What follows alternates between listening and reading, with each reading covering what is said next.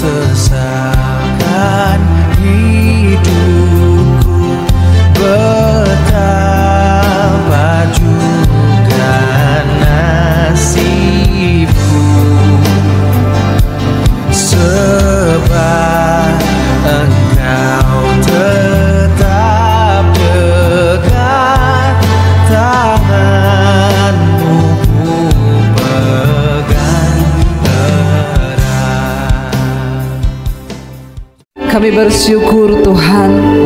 Terima kasih buat sore hari ini. Kami tahu dan percaya Tuhan, semua yang terjadi di hidup kami hanya karena anugerah Tuhan. Baik itu dalam suka ataupun duka, ajar kami untuk selalu mengucap syukur dan sungguh-sungguh percaya bahwa Tuhan yang pegang kendali atas hidup kami. Terima kasih buat setiap kami yang hadir sore hari ini, kesehatan, kekuatan yang Tuhan berikan. Kami mengucap syukur buat hamba-Mu juga, Engkau tibakan di tempat ini Tuhan. Semua karena anugerah-Mu Bapa. Terima kasih Tuhan, sore ini kami buka hati bagi firman Tuhan. Berbicara bagi kami, sampaikan isi hati-Mu bagi kami, tegur kami, hibur kami, kuatkan kami lewat kebenaran firman-Mu Bapa. Di dalam nama Tuhan kami Yesus Kristus, kami berdoa dan bersyukur. Yang percaya Tuhan di tengah kita, memberkati kita, katakan bersama amin, amin. Tepuk tangan buat Tuhan Yesus. Haleluya. Silahkan duduk Bapak Ibu. Shalom. Bagaimana kabarnya hari ini? Luar biasa, karena kita punya Tuhan yang luar biasa. Siapa yang lagi ada masalah? Oh, banyak ya, puji Tuhan. Berarti Alkitabiah, amin. Kalau nggak ada masalah, ya pulang saja saudara ya. Kita percaya bahwa di hidup ini, iya, kita percaya di hidup ini saudara, kita semua ya mengalami Tuhan secara pribadi dalam segala hal, dalam segala keadaan. Saya mengucap syukur pertama kali, terima kasih buat Bapak Gembala yang sudah mempercayakan pelayanan ini. Ya, saya boleh ada di sini semua karena anugerah Tuhan. Siapa yang sudah tahu saya? Oh, semua. Ya, puji Tuhan ya, berarti semua ya banyak jemaat Mesbah Doa di sini ya. Terima kasih Bapak Ibu, kita bersyukur semua karena anugerah Tuhan. Dan hari demi hari bahkan yang kita lewati itu semua karena perkenanan Tuhan. Ya, kalau kita bisa ada di sini ya dalam hal apapun ya. Saya tuh kemarin saudara, saya tadi di mobil tuh merenungkan. Kemarin saya dan suami itu ya kita diundang ke salah satu rumah teman. Lalu kita pergi saudara, sampai di sana tuh diajak makan ya. Saya ini tadi sepanjang jalan ke sini tuh bersyukur terus. Diajak makan ya, saya tuh makan ikan. Ikannya itu ikan dasar, ikan merah dari Papua asli. Waktu saya makan, saya rasa ada duri ikan tuh ketelan di leher. Jadi saya pikir biasanya kalau ketelan tuh kan duri kecil ya. Kita makan ketelan duri, biasanya kita minum air banyak kan supaya masuk. Jadi saya telan saudara, karena di situ ada timun. Saya makan beberapa potong timun yang besar-besar. Ya, saya masukin ke mulut saya 4 biji, lalu saya minum air 1 botol. Saya berusaha menelan duri ikan itu. Biasanya kalau durinya kecil, setelah kita melakukan itu kan lega gitu ya. Tapi ketika saya lakukan itu kok makin tersiksa saya rasa. Kenapa ya ini kok makin menusuk di leher saya. Akhirnya saya berdiri dari meja makan, nggak ada yang tahu, suami saya juga nggak tahu. Saya sudah sulit untuk bernapas karena kalau tarik napas gini terasa sakit sekali. Sudah di dalam sini saudara. Saya mau ke kamar mandi, saya pikir saya ke kamar mandi, saya jalan ya lumayan, saya tahan napas saudara, bahkan untuk napas aja itu sudah sakit, terasa durinya menancap. Saya tahan napas, rasanya seperti ya banyak, saya nggak tahu itu ludah di mulut saya atau apa, tapi begitu sampai di toilet, ya saya di wastafel, saya coba buang ludah, ternyata itu udah darah semua. Ya, dan saya kaget, aduh, ya kenapa bisa begini ya, berarti ini udah melukai di sini ya. Saya sudah nggak bisa bernapas, saya keringat dingin di dalam kamar mandi. Saya pernah dengar orang itu ketelan duri ikan, dibawa ke rumah sakit, dioperasi. Ya, saya berpikir ini pasti durinya besar. Akhirnya saya berdiam diri di situ, saya berdoa, Tuhan, tolong Tuhan, saya nggak mau saya dibawa rumah sakit hari ini. Kalau saya dibawa rumah sakit kemarin, saya tidak datang ke sini kan? Iya nggak saudara? Kelihatannya kan perkara kecil loh, cuma ketelan duri. Tapi kalau itu menjadi sesuatu yang serius kan, semua aktivitas kita terhenti kan? Mungkin hari ini saya sudah di rumah sakit karena operasi. Saya berdoa, saya tahan napas, nggak ada orang yang tahu, suami saya juga nggak tahu, dia di luar masih ngobrol. Saya cuma bilang gini, Tuhan saya mau batuk, Tuhan tolong kalau saya batuk ini dengan kuasa-Mu duri itu bisa keluar. Tapi secara logika udah nggak bisa karena sudah di dalam sini. Gara-gara saya telan timun besar itu sama air 1 botol, dia semakin masuk. Tapi saya berdoa dalam nama Yesus, saya batuk sekali saudara, tiba-tiba keluar. Dan saudara tahu itu duri panjangnya itu hampir segininya jari saya ini, dan bukan tulang yang lunak. Biasa kita ketelan duri itu tulangnya itu yang bisa melewat begini kan, itu seperti jarum suntik. Tajamnya itu minta ampun. Saya itu nangis saudara di kamar mandi. Saya bilang, Tuhan, Tuhan, kalau bukan karena kuasa-Mu, tidak mungkin. Ini tidak mungkin karena saya sudah minum air 1 botol dan itu duri sudah masuk ke sini saudara, dan itu panjangnya segini, bagaimana mungkin dia bisa keluar? Udah nyangkut kan, saya udah muntah, udah keluar darah semua, udah luka. Saya berpikir saudara ya, makanya tadi kesini nih saya di mobil membayangkan, aduh kalau kemarin duri itu tidak keluar, hari ini saya nggak pelayanan di sini loh Bu. Seringkali kita tuh melupakan penyertaan Tuhan. Makanya kenapa setiap hari, setiap pagi kita perlu berdoa minta perlindungan Tuhan. Karena banyak hal yang kita nggak sadari, yang kita nggak tahu, yang kita tidak inginkan itu bisa terjadi di hidup kita.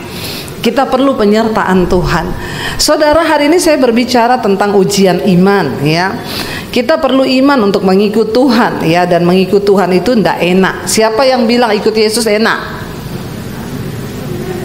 Ya, ikut Yesus itu tidak enak. Kenapa? Karena kita harus belajar melakukan kehendak Tuhan. Kita harus mematikan keinginan daging. Matikan keinginan daging itu gampang, enak atau tidak? Tidak, karena semuanya pengennya hidup menurut daging. Karena daging ini enak. Rasul Paulus berkata, aku benci tubuh celakaku ini. Ya, karena aku ingin dekat dengan Tuhan, tapi sulit, aku masih diam di dalam tubuhku yang masih bisa marah, bisa tersinggung, bisa kepahitan, bisa kecewa, bisa takut. Tapi kita berdoa saudara, supaya hari ini Tuhan boleh berbicara kepada kita, memberi kekuatan. Buka bersama 1 Petrus pasal yang pertama. 1 Petrus pasal yang pertama, ayat yang ketiga mulai. Ya, pengharapan iman dan kasih judul perikopnya. 1 Petrus pasal yang pertama ayat yang ketiga mulai. Firman Tuhan berkata di sana demikian, terpujilah apa? Allah dan Bapa kita, Bapa Tuhan kita Yesus Kristus yang apa? Yang karena rahmatnya yang besar telah melahirkan kita kembali oleh kebangkitan Yesus Kristus dari antara orang mati pada suatu hidup yang penuh pengharapan. Kita tahu bersama Alkitab berkata kita ini semua sudah mati karena dosa. Tapi karena Kristus kita dilahirkan kembali menuju kepada apa saudara? Hidup yang penuh dengan pengharapan. Selama masih ada pengharapan di dalam hidup kita, maka selalu masih ada kesempatan. Tidak ada yang mustahil saudara, asal kita masih berharap kepada Tuhan. Yang bahaya itu kalau orang sudah tawar hati, sudah tidak punya pengharapan. Ya biar aja lah, memang namanya hidup begini ya mau diapa. Ya ndak usah Tuhan-Tuhanan lah. Nah ini bahaya saudara. Ya kadang-kadang orang saking menderita, dia udah nggak mau lagi berharap kepada Tuhan. Dikatakan di sini kita yang tadinya mati karena dosa, kita bersyukur lewat Kristus kita dihidupkan kembali, dibawa kepada satu kehidupan yang penuh dengan pengharapan. Ayat 4 berkata, untuk apa saudara? Pengharapan kita di dalam Kristus itu untuk menerima suatu bagian yang tidak dapat binasa, yang tidak dapat cemar, dan yang tidak dapat layu, yang tersimpan di mana? Di sorga bagi kamu. Bilang kanan kirimu, Tuhan sudah sediakan di sorga loh bagi kamu. Ya, yang satu bagian, bilang yang nggak dapat binasa, nggak dapat cemar, nggak dapat layu, itu Tuhan siapkan bagi kita di sorga. Ya, jadi saudara, ya kita ini semua yang mau masuk sorga harus mulai latihan sekarang. Ya, latihan hidup di sorga. Di sorga itu tidak ada orang marah-marah, amin. Haleluya. Ya, kalau saudara masih marah-marah, saudara nggak bisa masuk. Di sorga nggak ada orang selingkuh. Di sini pasti nggak ada lah yang selingkuh ya. Ya, Cimahi ini aman-aman tentram kan? Insya Allah. Aman tentram ya, nggak ada ya di sini perselingkuhan ya saudara. Ada atau tidak? Oh, tidak ada ya, puji Tuhan. Ya, saudara, di sorga itu nggak ada orang tersinggung. Di sorga nggak ada orang kepahitan. Di sorga nggak ada orang kecewa. Karena di sana ada bagian yang tidak dapat cemar, nggak layu, nggak binasa. Ya, itu berbicara tentang hal-hal yang kekal. Nah, kita ini sekarang lagi latihan untuk bisa masuk sorga. Ya, siap-siap latihan, nggak marah-marah suami istri, amin. Kok abis amin tapi ketawa gitu ya? Jadi saudara ini menertawakan diri sendiri atau bagaimana gitu ya?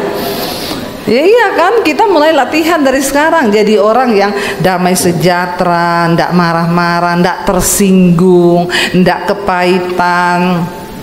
Dikatakan di sana ayat yang kelima, yaitu bagi siapa? Yaitu kamu yang dipelihara dalam kekuatan Allah karena imanmu, sementara kamu menantikan keselamatan yang telah tersedia untuk dinyatakan pada zaman akhir. Kita ini semua sudah menerima keselamatan dari Tuhan, tapi baru akan dinyatakan pada akhir zaman. Saya mau tanya saudara, kira-kira ada yang gagal nggak dalam perjalanan iman? Akan ada nggak orang yang gagal? Ada. Berarti keselamatan bisa gagal nggak? Dari pihak siapa? Manusia, bukan dari pihak Tuhan. Dari pihak Tuhan keselamatan itu tidak pernah gagal. Siapa yang menggagalkan? Kita sendiri, karena kita menolak kasih karunia Tuhan. Karena kita nggak hidup sesuai dengan firman Tuhan. Makanya Alkitab ini, kita sekarang ini dipelihara dalam kekuatan Allah. Kita harus meminta kekuatan dari Tuhan, sementara kita menantikan keselamatan yang akan dinyatakan pada zaman akhir. Jangan santai jadi orang Kristen. Ya, jangan aman-aman. Saya pengkhotbah pasti masuk sorga. Belum tentu. Saya pemain musik di gereja, pasti saya masuk surga. Orang tiap minggu saya absen, belum tentu. Saya paduan suara, tadi paduan suaranya keren banget loh, tepuk tangan dong saudara. Ya, keren loh ya, bapak-bapak, ibu-ibu ya, keren. Bagi suaranya keren ya. Nanti di surga juga satu grup ini akan tampil. Berarti sudah pengen ke surga ya? Ya, amin saudara ya. Jadi tidak menjadi jaminan ketika kita paduan suara di gereja, main musik di gereja, khotbah seperti saya, bukan berarti langsung otomatis kita ini terdaftar di surga.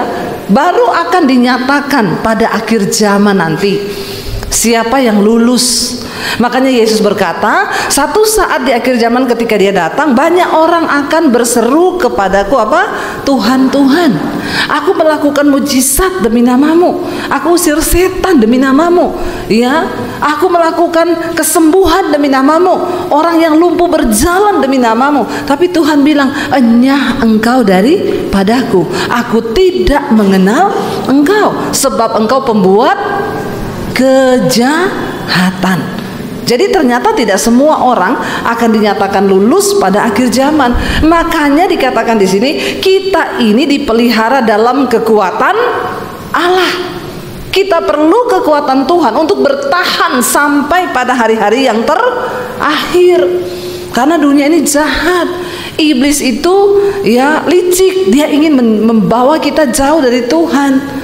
Ya, makanya saudara, kita kenali strateginya iblis hari-hari ini. Iblis nggak suka kita hidup dalam kerajaan Allah.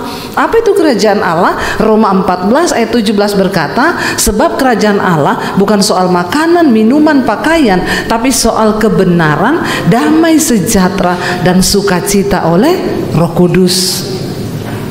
Walaupun kita masih hidup di dunia sekarang, kalau kita hidup dalam kebenaran, dalam hidup kita pasti ada damai sejahtera. Ketika ada damai sejahtera dan kebenaran, maka kita pasti bersuka cita. Orang yang dipelihara dalam kekuatan Tuhan, dia sudah hidup di surga selagi dia masih di bumi. Ada kebenaran, damai sejahtera, dan sukacita oleh Roh Kudus.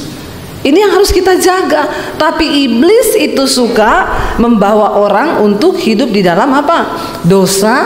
Waktu ada dosa, maka tidak ada damai. Yang ada itu galau, stres, depresi, boro-boro sukacita, marah-marah tiap hari, berantem di rumah, ribut di rumah. Saya ini mengucap syukur, saya terima Tuhan Yesus tahun 95. Bapak Ibu yang udah ikut channel saya di YouTube sudah mendengar kesaksian saya, sudah mengenal saya. Ya, nama saya Debbie Basir, papi saya Haji Lights Basjir, kakek saya ya Kiai saudara, dan saya bertobat tahun 95. Saya menerima Yesus sebagai Tuhan dan Juru Selamat. Waktu itu saya mau bunuh diri karena saya sudah tidak ada pengharapan di hidup saya. Iblis datang menuduh hidupmu hancur, kamu sudah banyak berbuat dosa, mati saja. Saat itu saya tidak mengenal Tuhan secara pribadi, sekalipun saya punya agama. Lalu saya mulai di situ, ya tiap hari saya galau, saya mikir mau mati, saya mau bunuh diri saudara, ya, dan rasanya semakin teguh untuk saya melakukan hal itu. Ya, karena saya dari kecil papi saya galak, sering saya dipukulin. Ya, kalau dihajar tuh sampai biru-biru badan saya, saudara. Ya, rambut saya tuh dijambak. Lalu mami saya bilang, kamu ngerti aja kenapa papi begitu, karena dia punya banyak ilmu hitam. Ya, jadi bapak-bapak di sini, ibu-ibu yang tiap hari marah-marah, pasti banyak. Itu tanda orang hidup dalam kuasa gelap. Nggak ada damai sejahtera, tiap hari marah-marah, banyak setan dalam dirinya. Ya, hati-hati. Jadi mami saya bilang, maklum aja kamu nggak usah stres gini-gini.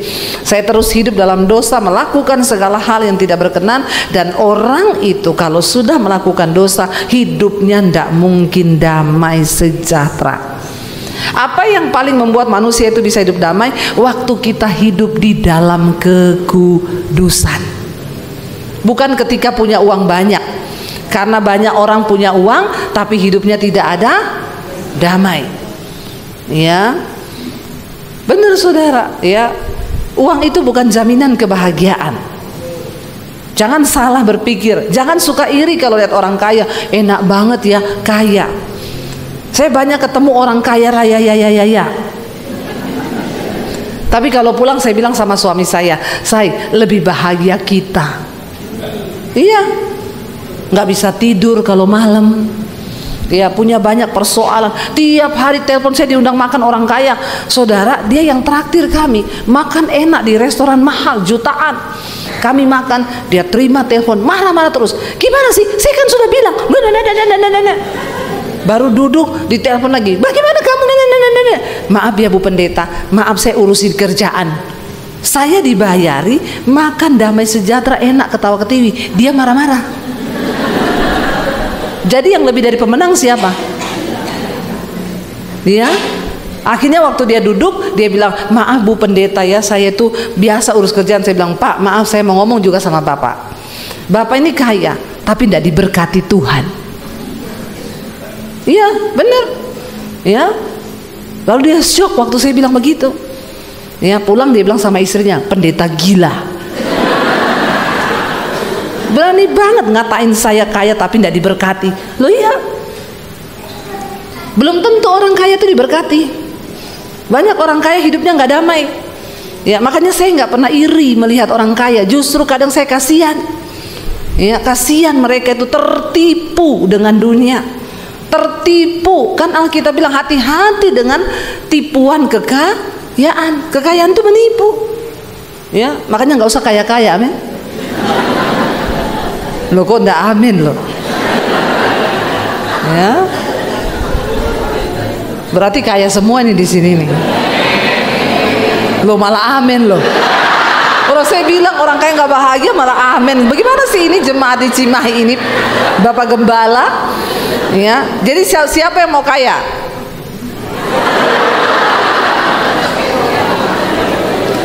Ya, siapa yang mau diberkati? Nah, itu yang benar. Tepuk tangan dong buat jemaat di Cimahi. Ya, saudara, ya kaya aja belum tentu diberkati.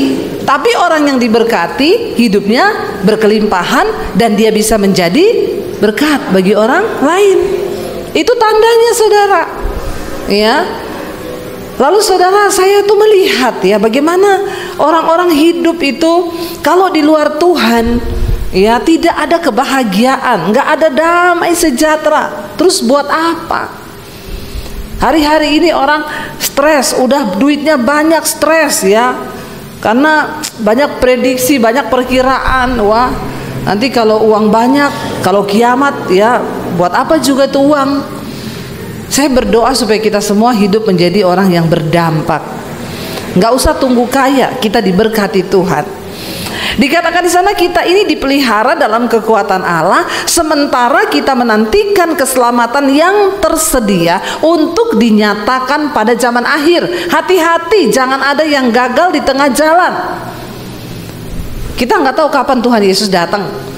Nggak usah bicara Tuhan Yesus datang lah. Bicara tentang kematian, nggak ada satupun dari kita yang tahu kapan kita mati, kan?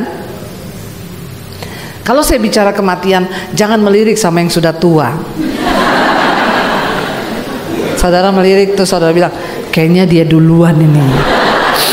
Hati-hati saudara ya.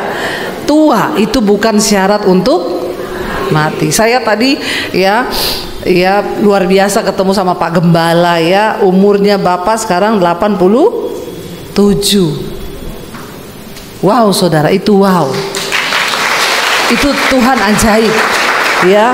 Bahkan saya lihat Bapak masih naik tangga itu ya enggak goyang-goyang loh, enggak loh. Bapak makan apa Pak? Loh iya loh, ya luar biasa saudara ya. Saya tuh salut kalau melihat orang-orang yang umur lanjut sehat, karena kita kan belum tentu umur kita seperti itu, benar nggak? Kita harus angkat topi bagaimanapun ya, pemeliharaan Tuhan tuh luar biasa ya. Umur tua itu bukan syarat mati. Saya doakan satu orang oma saudara. Saya diundang di ulang tahun oma. Umur berapa oma? Waktu itu dia umur 100. Dalam hati saya, ini pasti ulang tahun yang terakhir. Karena udah 100 loh. Saya tanya sama oma, oma masih dengar, masih ngomong. Oma, rahasia umur panjangnya apa? Coca-Cola sama es batu. Saya panggil cucunya, Bu, sini deh. Kayaknya oma ini pikun. Kenapa? Masa saya tanya rahasia umur panjangnya apa? Dia bilang Coca-Cola sama es batu.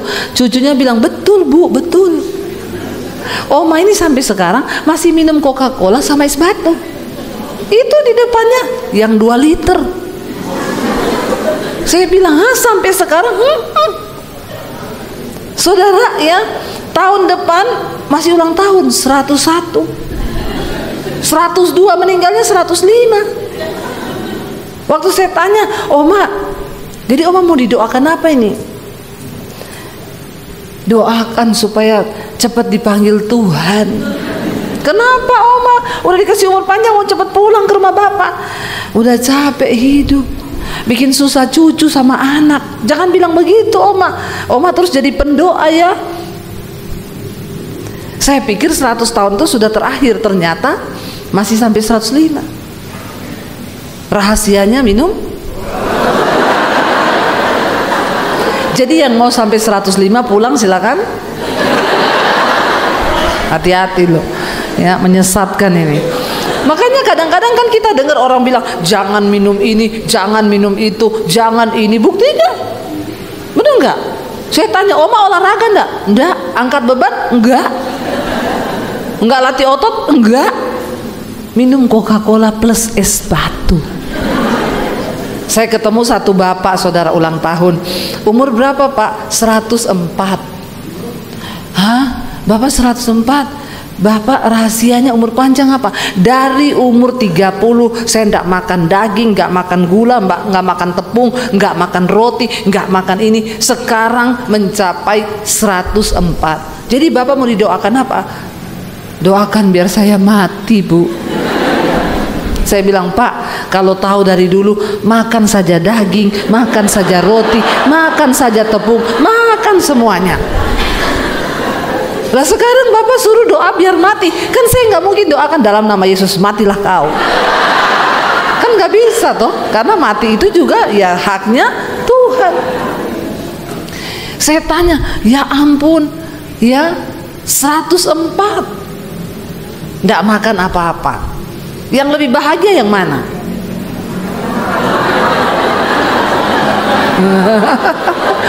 Ya, yang makan semuanya plus Coca-Cola sama umur 22 mencapai 100 dan 22 minta. Makanya itu jangan terlalu panjang-panjang.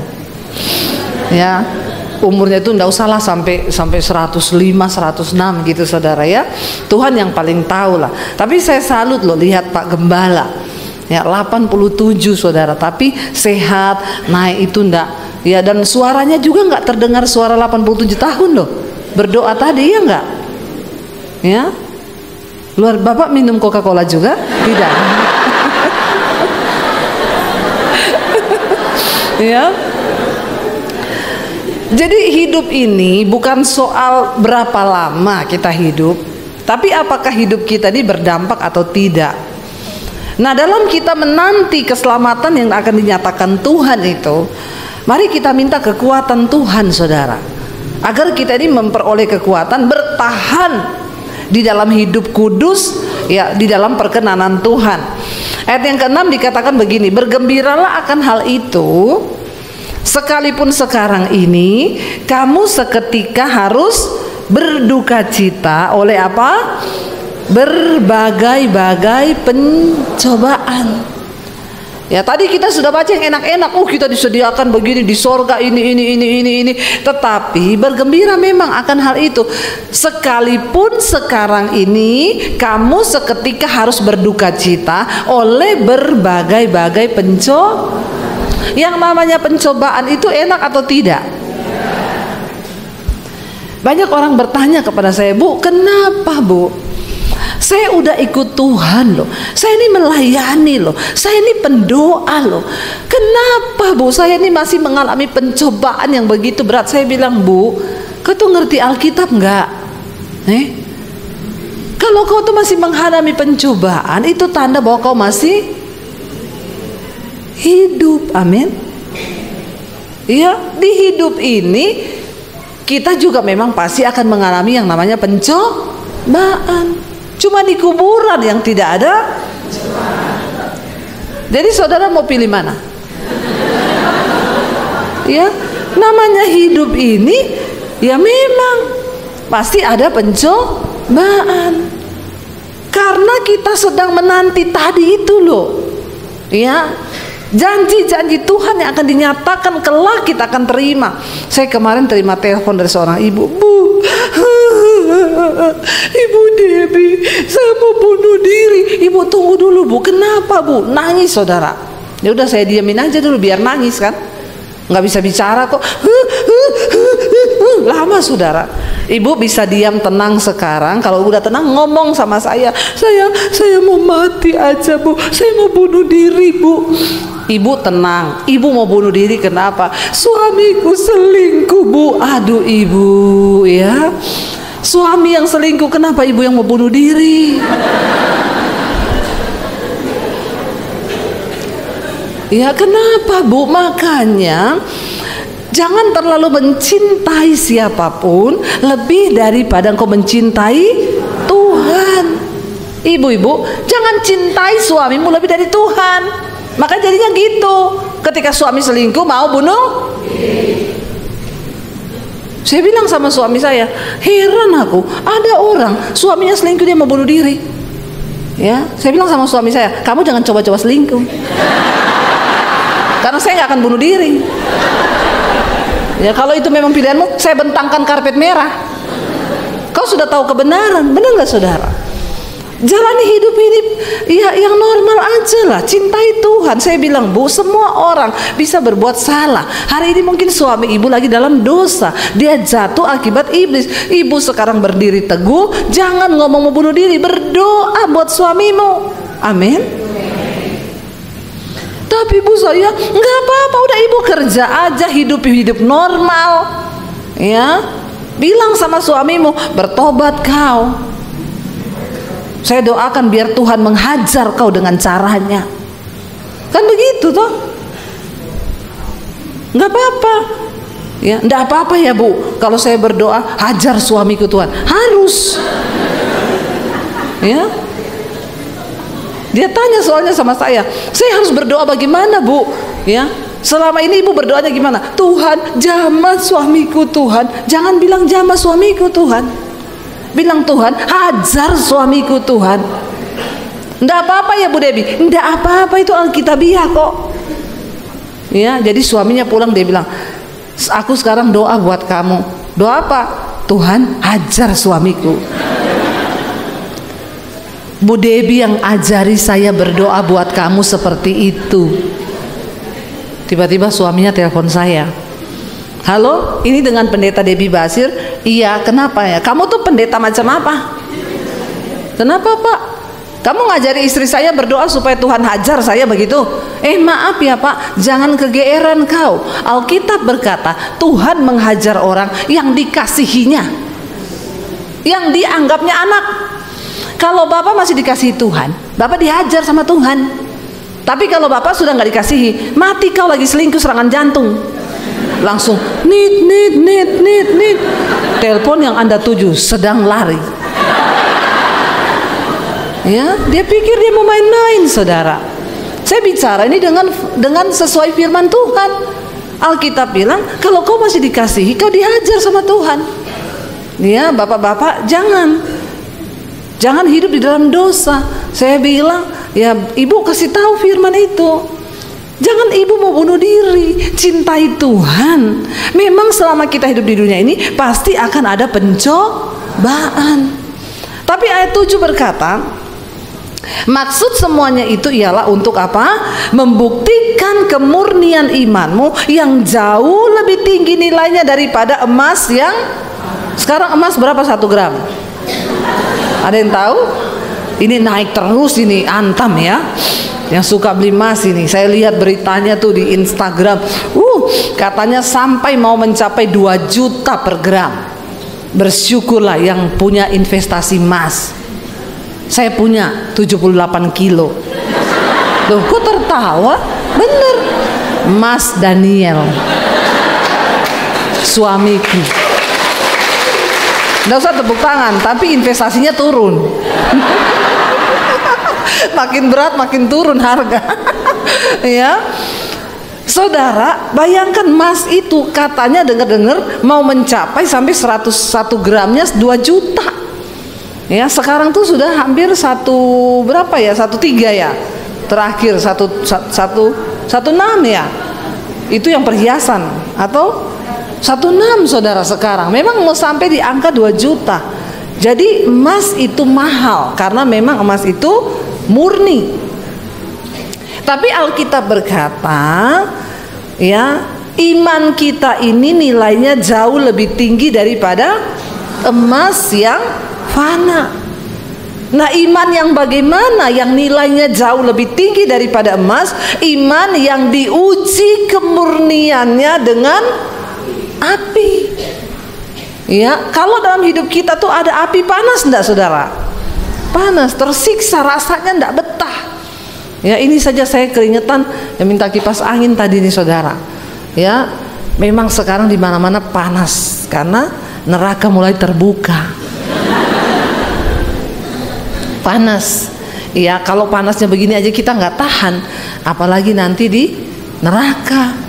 Ya, nah di dunia ini kita dikasih Tuhan diizinkan ada api. Emas itu dikatakan murni karena dia dibakar dalam peleburan api. Waktu di titik tingkat panas yang tertentu yang paling panas, emas itu terpisah dari unsur-unsur lain yang ada yang mencampur. Makanya emas itu mahal. Nah, iman kita dikatakan lebih mahal daripada emas yang fana ketika iman kita ini sudah teruji. Ketika saya terima Tuhan Yesus, tantangan yang berat saya alami dari pihak keluarga. Tadinya saya mau dibunuh saudara.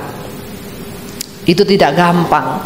Setiap hari saya hidup dalam ketakutan. Ya, kenapa Tuhan Yesus? Cuma percaya sama Tuhan aja diancam mau dibunuh. Ya, tapi sampai satu titik saya bilang nggak apa-apa lah kalau saya mati saya masuk surga. Ya, puji Tuhan terlewati. Tapi saya bilang ya udah, kalau kamu tetap memilih Tuhan Yesus, ya kamu keluar dari rumah, jangan anggap kamu punya keluarga. Buat apa papi bunuh kamu? Papi nggak dapat hatimu, imanmu, cuma dapat tubuhmu yang mati, tapi imanmu nggak. Jadi kalau kamu tetap Kristen, pergi dari rumah, jangan anggap kamu punya keluarga. Tapi satu hal, kalau kamu pergi, jangan bawa ijazahmu. Saya mau lihat Yesus kasih makan kamu pakai apa. Saya tinggalkan keluarga tahun 96. Itu saya baru lulus SMA. Saudara, masih begitu muda dan tidak tahu arah. Tapi Tuhan yang memanggil saya cuma bergantung kepada firman Tuhan. Saya itu baca Alkitab sehari 6 jam. Ya, saya baca Alkitab dan itu yang menguatkan iman saya. Zaman saya bertobat tahun 95 belum ada YouTube, belum ada handphone. Ya, kalau saya mau dapatkan kekuatan ya saya harus pergi ke gereja. Sementara saat itu saya nggak bisa bebas untuk ke gereja. Saya ke gereja aja dulu pakai baju senam. Dulu sebelum bertobat saya ini pelatih senam aerobik. Percayalah dulu saya pernah kurus. Nggak usah memandang dengan wajah yang begitu ya. Iya saudara, jadi tantangan itu berat. Tapi Alkitab berkata iman itu bertumbuh dari aniaya dan pembacaan firman Tuhan. Jadi kalau mau imannya tumbuh harus banyak mengalami Saya berdoa Tuhan aniayalah mereka ini. Lo aniaya itu bukan hanya saudara mau dibunuh, enggak. Ya, saudara disakiti sama menantu, itu aniaya loh. Apa itu aniaya? Kita bisa balas, tapi kita tidak boleh balas karena kita mau nuruti firman Tuhan. Itu tersiksa saudara. Ya, rasanya, ya mau benci orang Tuhan bilang nggak boleh. Doakan dia, mintakan berkat. Ya, kita kan kalau mau doakan musuh kita orang yang berbuat jahat, Tuhan, lagi naik motor diserempet sama beca, ya, terus keseleo kakinya atau patah kakinya. Kita pengennya kan berdoanya begitu, jujur manusia. Tapi Tuhan bilang tidak boleh. Doakan dia, mintalah berkat. Siapa di sini yang sudah pernah berdoa minta berkat bagi musuhnya?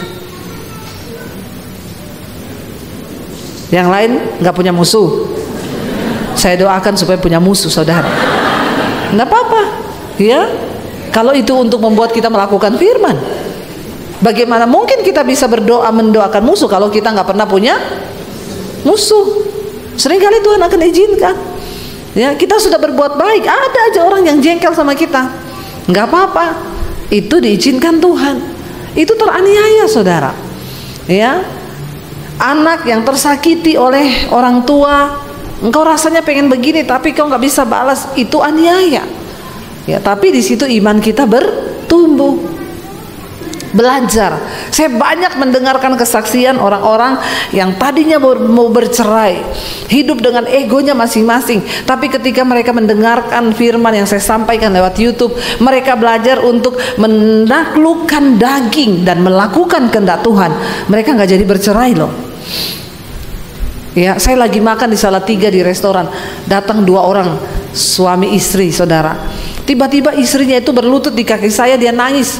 Saya kan risih ya, dalam hati saya, Bu, please ya Bu, kenapa Bu, berdiri dulu, jangan begitu, jangan nangis begitu, Ibu berdiri, nanti dipikir orang saya ini ngapa-ngapain Ibu loh di sini. Ya, dia bilang, Bu, terima kasih Bu, berkat semua firman Tuhan yang Ibu sampaikan lewat YouTube Ibu, kami berdua ini tadinya mau bercerai Bu, tapi sekarang kami dipulihkan Tuhan. Sekarang kami tiap malam ikut mesbah doa Bu, terima kasih. Karena mereka mau belajar melakukan firman. Tadinya pertikaian dalam rumah tangga mereka itu menjadi satu kemelut api yang rasanya menyala dan sangat menyiksa. Tapi waktu mereka tahu firman, bahwa ternyata semua itu Tuhan izinkan terjadi. Ya, kita ini suami istri dibentuk ya, suami dibentuk oleh siapa? Istri dibentuk oleh siapa? Suami. Ya, karena manusia menajamkan sesamanya. Ya, saya dengan suami saya, puji Tuhan kami dibentuk. Saya dari suami saya orang Solo, ya saya Sulawesi. Ya, jadi Solo tapi ada wesinya. Kami ketemu saudara, dipertemukan Tuhan. Ketemunya di gereja lagi, tempat yang sangat kudus dan sakral. Lalu ketika kami menikah, apakah semuanya enak-enak saja? Enggak, ada proses. Saya pikir dulu, saya ketemu suami saya pelayanan, saya juga pelayanan. Ini sama-sama orang pelayanan. Pasti kalau berantem, haleluya, puji Tuhan kau. Ya, bayangan saya kan begitu, karena kita sama-sama pendeta, sama-sama hamba Tuhan. Bayangan saya, pasti kalau berantem nih pasti menyanyikan mazmur dan kidung puji-pujian. Ya, ternyata yang namanya manusia itu tetap manusia. Walaupun pendeta, kita punya ego, kita punya perasaan, ya, kesombongan, ya. Berapa kali kami ini dibentuk saudara, aduh ya, rasanya itu saya ya menikah itu, orang berpikir menikah itu enak, ternyata menikah itu waktu masuk dalam proses. Ya, proses pertama kami itu masalah bahasa. Orang Solo itu nyaris tak terdengar, mirip-mirip sama orang Cimahi. Ya toh, orang Cimahi ini kalau ngomong lembut enggak. Ya, sementara orang Sulawesi, ya kita nih kalau ngomong nadanya tinggi terus. Tiap hari tersinggung suami saya. Ya, saya itu bicara sama dia baik-baik saudara. Saya panggil dia Jo, artinya bojo. Tapi karena orang Sulawesi yang panggil jadi Jo. Kalau orang Solo yang panggil kan Jo. Ya, jadi saudara, saya tuh manggil Jo, ayo mangan. Dia datang gini, ndak usah nesu toh. Saya bilang, aku ini ndak nesu, ini biasa. Tapi nadamu tuh nesu, ora. Stres saudara. Ya, stres. Tiap hari salah pengertian, dan itu apa ya? Saya sudah berusaha loh, ya. Tiap hari ngomong itu, ngomong apa aja. Kenapa sih kamu kalau ngomong emosi terus?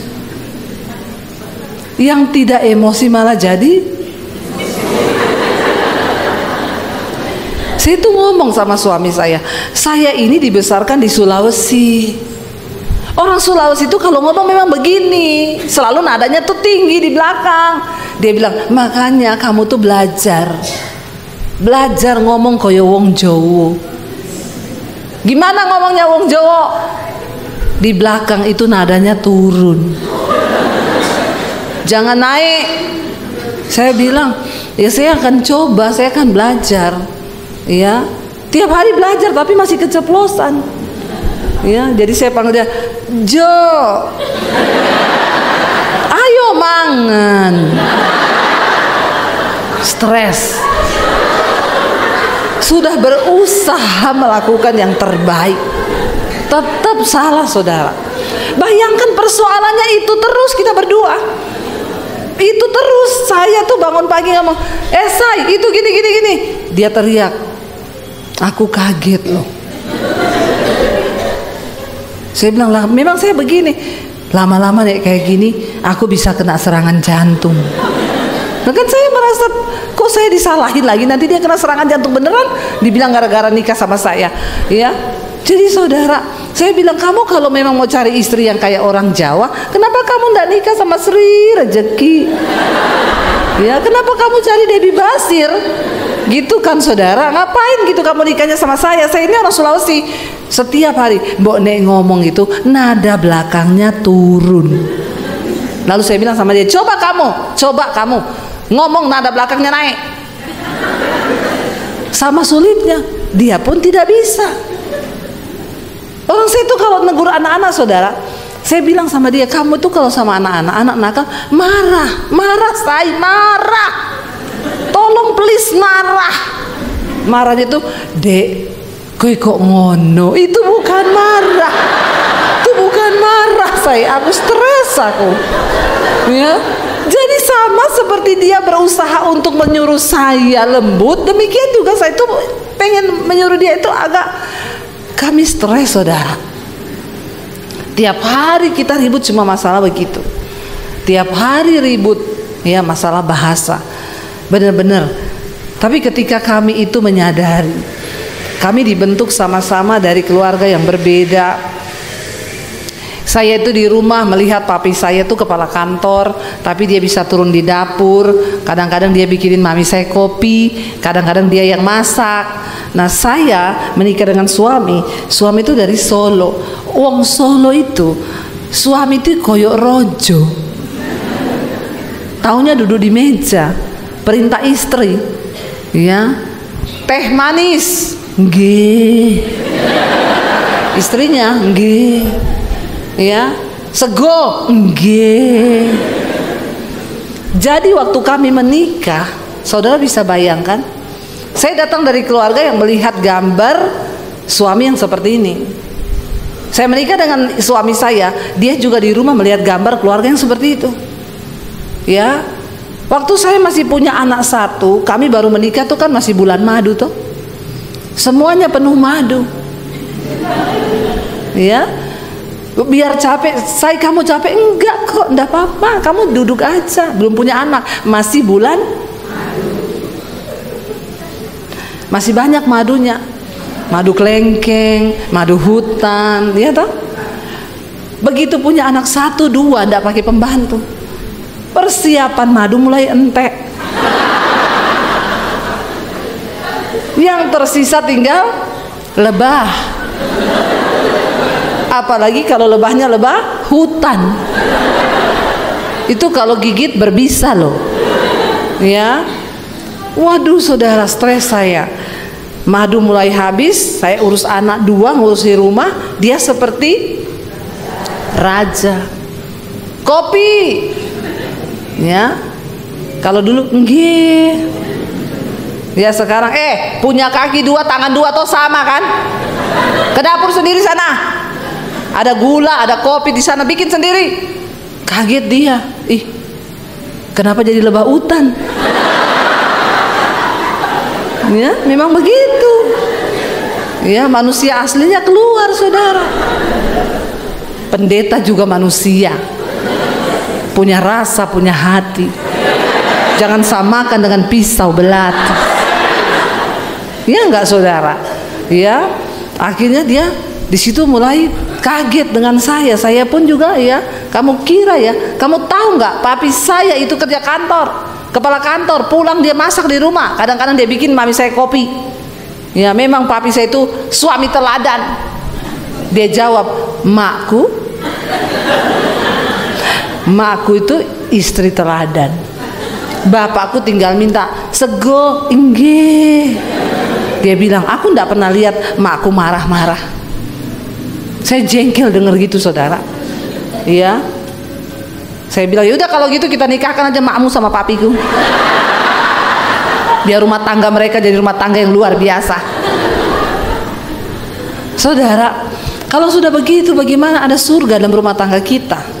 Ego masing-masing yang keluar. Sampai satu kali saya temukan ayat firman Tuhan yang berkata, apapun yang kamu lakukan untuk sesamamu manusia, baik dengan perkataan ataupun dengan perbuatan, lakukanlah itu seolah-olah untuk Tuhan dan bukan untuk manusia. Saya urus anak 2 tanpa pembantu, bersihin rumah, saya mau marah-marah, rumah kotor. Ayat itu bicara untuk Tuhan. Saya ngepel untuk Tuhan. Nggak berani ngomong karena untuk dia teriak kopi. Saya ke dapur, saya bikin kopi, saya kasih krim, saya aduk untuk Tuhan. Kalau untuk manusia kasih sianida sedikit, maka matilah kau. Ya, tapi karena untuk, kalau kau bikin kopi untuk Tuhan, kau kasih racun, itu untuk Tuhan. Saya belajar tutup mulut untuk Tuhan. Ya, ketika kita mempraktikkan firman Tuhan, ya akhirnya saya melihat suami saya mulai berubah. Ya, dia mulai bantu di dapur, dia mulai apa. Saya kadang duduk di meja, dia datang bikinin saya kopi. Say, ini aku bikinin kopi ya. Ini bikinnya dengan cinta loh. Nggak ada saling menuntut, ego dimatikan. Dulu ribut kami terus tiap hari, masalah kecil jadi besar. Ya, kalau sudah begitu nggak mungkin rumah tanggamu diberkati, nggak mungkin Tuhan curahkan berkat berkelimpahan dalam rumah tangga kita. Kenapa? Tiap hari ribut. Karena Alkitab berkata, di mana ada 2 orang hidup sehati sepikir bersama, kesanalah berkat Tuhan itu diperintahkan. Ya, jadi kami bertobat saudara. Saya buat komitmen dengan suami, saya tidak akan memaksa kamu tunduk kepada saya juga tidak tunduk kepadamu dalam artian apa yang kamu mau, tapi kita tunduk pada firman Tuhan. Waktu istri tunduk kepada firman, suami tunduk kepada firman, maka rumah tangga itu menjadi rumah tangga yang diberkati oleh Tuhan. Amin saudara.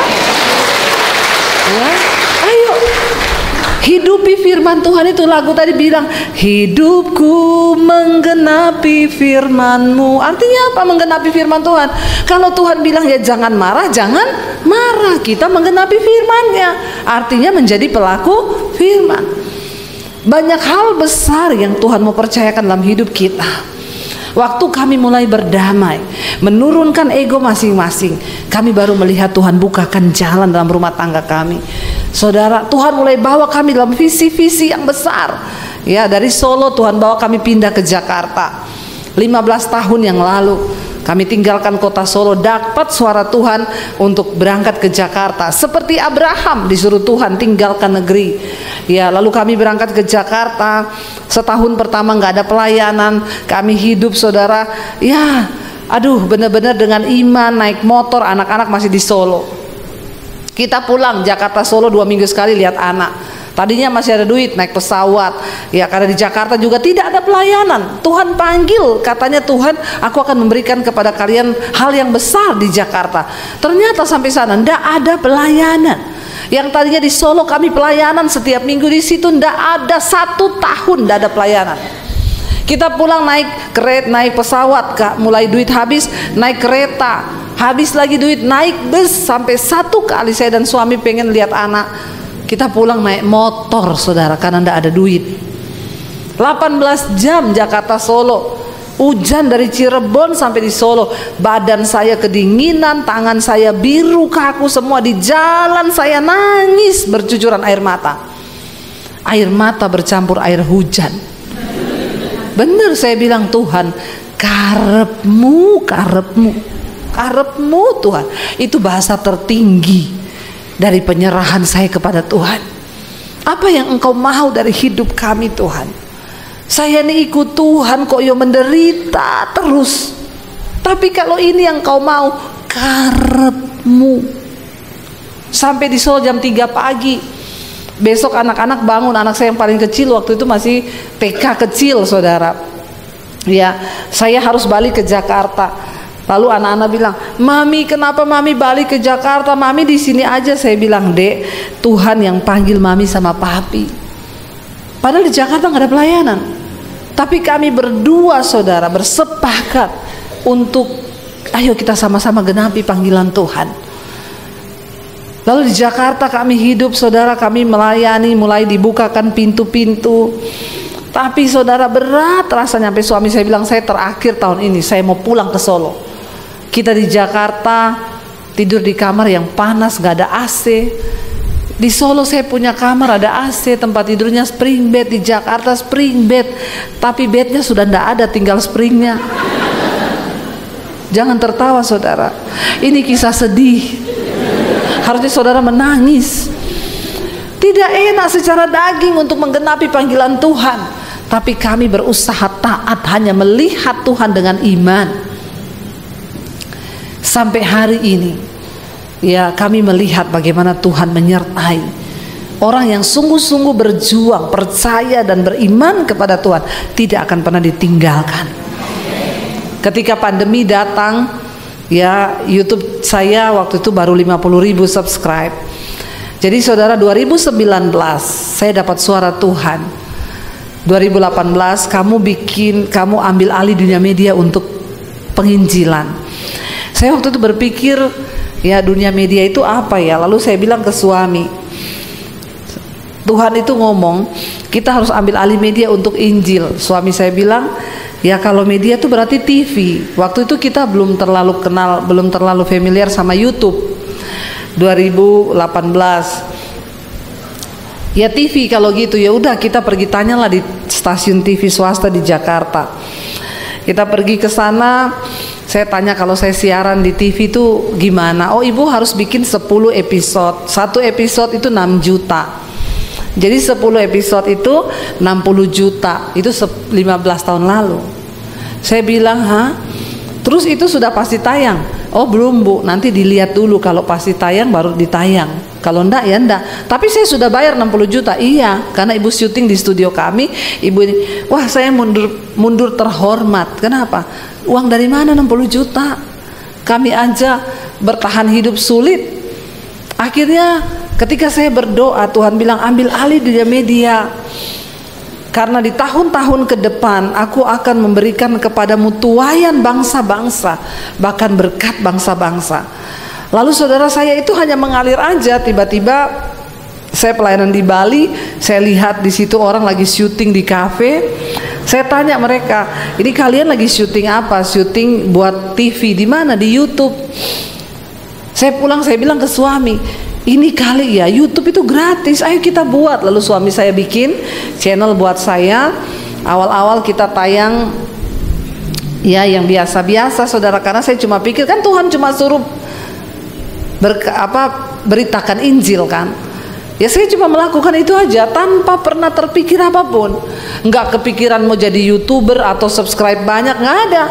Saya cuma pikir kalau kita tayangkan satu khotbah, satu aja yang bertobat, itu kan seluruh sorga bersorak-sorai. Kata Alkitab kan, nggak usah muluk-muluk lah ditonton ribuan orang. Ya satu aja yang nonton, lalu dia bertobat, itu kan sorga bersorak loh. Akhirnya saya mulai tayang saudara, tiba-tiba pandemi datang. Ketika pandemi gereja tutup semua, kami nggak bisa beribadah, tidak bisa pelayanan. Saya dan suami ini hidup, ya kami ini full time, tapi kami nggak digaji dari gereja, tapi kami melayani sepenuh waktu. Jadi hidup kami benar-benar ya seperti orang Lewi, kami hidup dari pelayanan. Ketika pandemi datang nggak ada pelayanan, channel saya waktu itu hampir 50.000 saudara. Tiba-tiba gereja tutup, orang nggak bisa ibadah, orang mulai cari gereja, orang mulai cari di YouTube. Waktu pandemi itu saudara, YouTube saya naik setiap hari bertambah 1000 subscribe sehari. Itu saya nggak tahu. Itu padahal YouTube sendiri bilang kalau ada channel dalam seminggu bertambah 1000 itu di hacker. Ya jadi punya saya di hacker sama malaikat. Satu hari nambah 1000. Dan puji Tuhan sekarang ya 800.000, hampir 1 juta saudara. Semua kok nggak wow ya?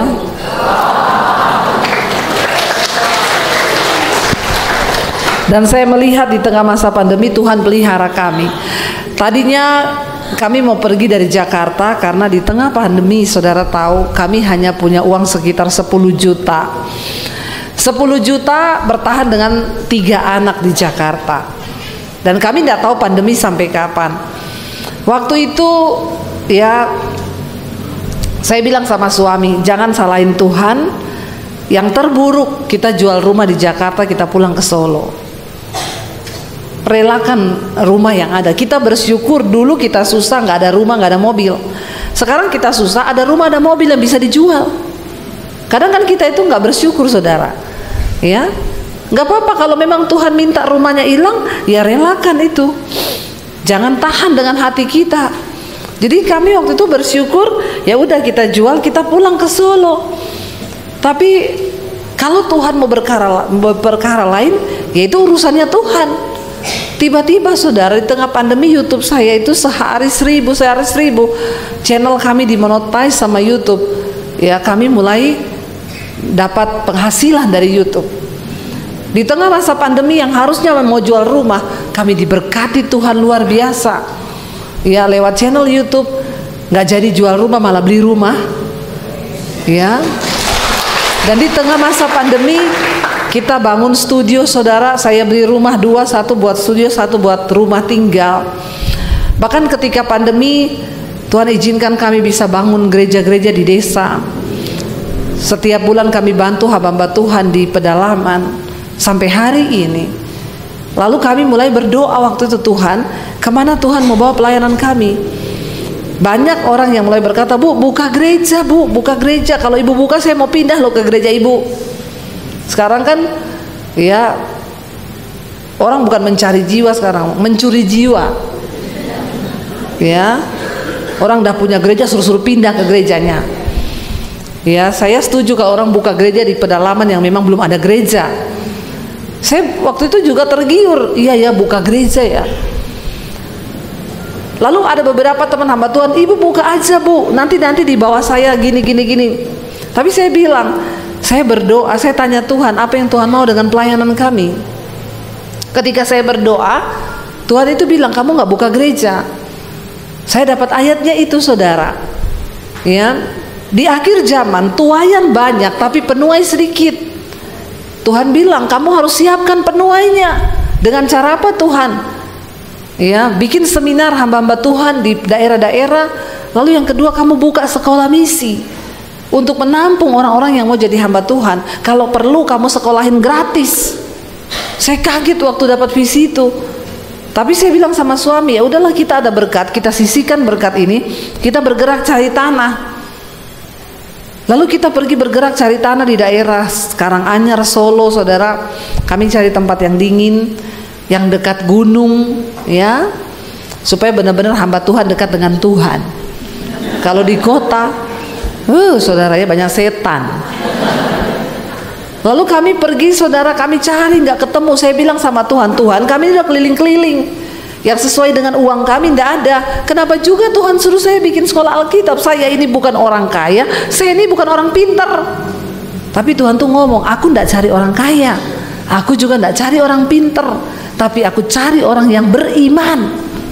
Karena hanya dengan iman semua proyek-proyekku itu tergenapi di dalam dunia ini. Lagi saya dapat suara Tuhan begitu, tiba-tiba ada orang bilang, Bu, saya dengar ibu lagi cari tanah buat bangun sekolah. Saya punya tanah di daerah Bandungan, Semarang, 4.500 meter. Ibu mau pakai nggak? Coba ibu lihat. Kami pergi lihat, di bawah gunung dingin. Iya Pak, mau. Ya udah, ke notaris, serah terima tanah itu ke yayasan untuk dibangun sekolah. Waktu mau bangun, Tuhan kirim pemborongnya jemaat Mesbah Doa, nggak dibayar. Tuhan kirim yang gambar jemaat Mesbah Doa, tidak dibayar. Waktu selesai gambar, saya dikasih anggarannya, ternyata miliar. Saya pikir 200 juta. Ya ternyata ini sampai miliaran begini. Saya bilang sama suami, nah terus ini bagaimana ya? Ya udah, kita mulai dengan iman aja. Saya bilang sama suami, gampang. Nanti kalau saya siaran di YouTube, saya sekarang kan siaran itu 2 kali 1 hari. Pagi jam 5 pagi, Mesbah Syukur. Malam itu jam 8 malam. Setiap hari live streaming 2 kali. Yang nonton tuh puluhan ribu, saudara. Jadi saya bilang sama suami, gampang lah, kita tinggal taruh nomor rekening di layar. Jalan-jalan rekeningnya muter-muter di situ. Saudara, saya sudah mulai pembangunan sekolah. Saudara bisa transfer ke rekening ini. Kan sampai orang pusing lihatnya. Waktu suami saya bilang, mana saya rekeningnya yang mana yang mau ditaruh di YouTube? Saya bilang doa dulu, berdoa. Tuhan bilang jangan sekali-kali kau taruh itu rekening di YouTube. Kalau kau taruh rekeningmu di YouTube untuk cari dana, aku tidak ikut bekerja. Kau mungkin dapat dana yang kau mau, tapi aku tidak ikut-ikut di situ. Saya bilang sama suami saya, buat apa kita bangun sekolah kalau Tuhan tidak ikut-ikut? Mungkin saya akan dapat dana yang saya butuhkan ketika bahkan berlebih ketika kita taruh itu di YouTube. Lalu saya bilang sama suami, tidak usah taruh. Kita melangkah dengan iman. Saudara, pembangunan dimulai.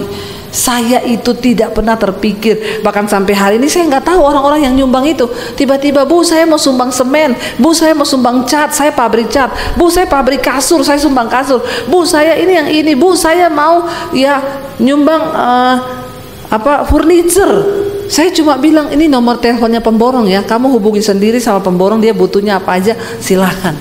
Saudara, sekolah selesai tidak sampai 1 tahun, di atas tanah 4.500 meter.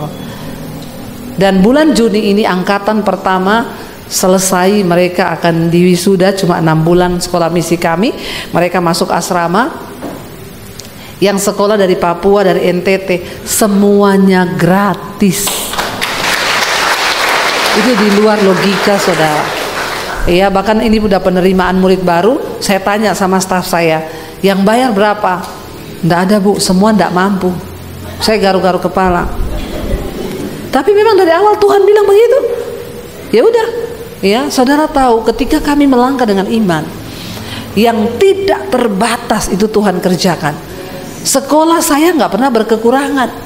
Orang setiap minggu ngantar beras, ngantar sembako, ngantar sayur, ngantar ayam, sampai beras itu kelebihan kita bagi ke panti asuhan. Saya itu cuma melihat waktu kita berjalan dengan iman, tidak ada perkara yang mustahil bagi Tuhan. Saudara, semua penderitaan yang kita alami itu untuk membuktikan kemurnian iman kita. Apa yang kami alami bersama dengan suami, ya bagaimana ketika kita menangis. Saya ini pernah dikejar debt collector, ya karena nggak bisa bayar cicilan rumah. Saya mengalami, makanya kalau ada jemaat telepon, Bu, doakan ya Bu, saya dikejar debt collector. Sudah berapa lama, Bu? 6 bulan. Saya dulu 2 tahun. Iya, bukan karena saya mau utang nggak bayar, memang nggak bisa bayar. Itu debt collector orang Ambon, namanya Victor, Kristen lagi. Pagar saya ditendang. Pendeta nggak bisa bayar utang, bikin malu. Pendeta apaan? Saya nangis masuk di kamar, saudara. Tuhan, kenapa kau izinkan ini? Tuhan bilang, emang kenapa kalau kau izinkan? Kau belum diludahi mukamu kan? Baru begitu kan? Tapi di mana harga diriku? Piro harga dirimu, piro? Saya menangis di kaki Tuhan. Saya nggak pernah telepon orang pinjam duit, tapi saya harus mengalami. Ternyata supaya sekarang saya bisa cerita. Orang-orang yang datang telepon, Bu, saya dikejar debt collector, hadapi, bertobat, berlutut di kaki Tuhan. Selalu ada jalan. Kami melewati banyak hal, saudara. Ya, rumah pernah mau diambil balik sama Pak Haji. Saya beli rumahnya Pak Haji, saya cicil sama dia. Saya nggak bisa bayar. Ya, Pak Haji bilang, pendeta kok nggak bisa bayar? Ya udah, saya ambil aja rumahnya, saya jual. Saya bilang, Pak, kasih saya waktu, Pak. Ya, saya masih kurang 400 juta waktu itu, cicilannya 12 juta sebulan. Saya kurangi 6 juta. Pak Haji bilang, saya nggak mau dikurangi. Kalau ibu nggak bisa bayar, kasih saya jual rumahnya. Ibu keluar dari situ. Saya berlutut sama Tuhan. Tiba-tiba orang bantu kami, dilunasi, saudara, 400 juta. Nggak dicicil, dilunasi sama Tuhan. Jadi saudara, kami ini mengalami banyak persoalan. Ikut Tuhan itu ndak enak bagi daging kita. Tapi tujuan dari semua itu untuk memurnikan imanmu. Hari ini kami punya begitu banyak kesaksian iman. Kenapa? Karena kami mengalami. Saudara harus punya kesaksian bersama Tuhan. Waktu kita mengalami itu, bilang, Tuhan, aku akan menang menghadapi ini. Supaya aku punya kesaksian iman bagi keluargaku, bagi anak-anakku, dan biarlah kita menjadi tokoh iman. Amin, saudara. Kita kan rindu nama-nama kita tercatat di dalam kitab kehidupan sebagai tokoh iman kan. Saya percaya waktu kita mau, maka Tuhan pasti turut bekerja. Biar apa yang kami alami itu saya saksikan, supaya kita sungguh-sungguh percaya sama Tuhan. Dia Tuhan yang berjanji dan tidak pernah sekalipun Dia mengingkari janjinya. Karena itu bagian kita, ayo jadi pelaku firman, ayo bertobat, ayo sungguh-sungguh hidup dalam Tuhan. Karena ada banyak hal yang supranatural yang bisa Tuhan kerjakan dalam hidup kita waktu kita sungguh-sungguh percaya. Bangkit berdiri bersama, kita naikkan pujian tadi, hidupku menggenapi firman-Mu Tuhan. Terima kasih Bapa.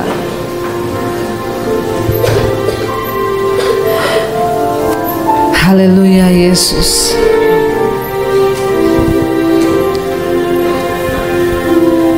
Hidupku menggenapi firman-Mu, tanda mujizat sertai tiap langkahku. Kau bersamaku di dalamku, jadi bukti kebesaran-Mu.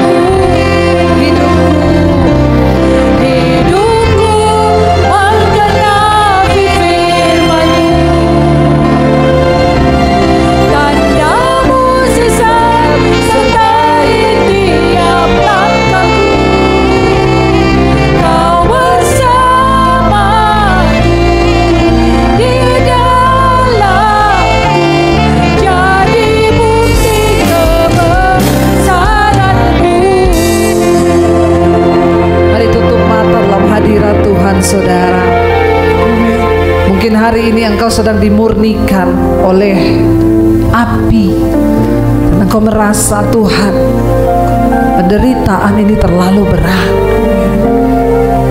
Mari yakinkan dirimu saudara, bahwa Tuhan tidak pernah salah.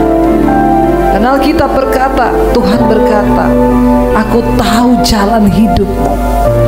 Dia maha tahu, dan tidak ada satupun dari hidup kita yang Tuhan tidak tahu. Dia tahu pergumulanmu hari ini. Dia tahu betapa berat yang engkau alami hari ini. Tapi Dia juga tahu batas kekuatanmu.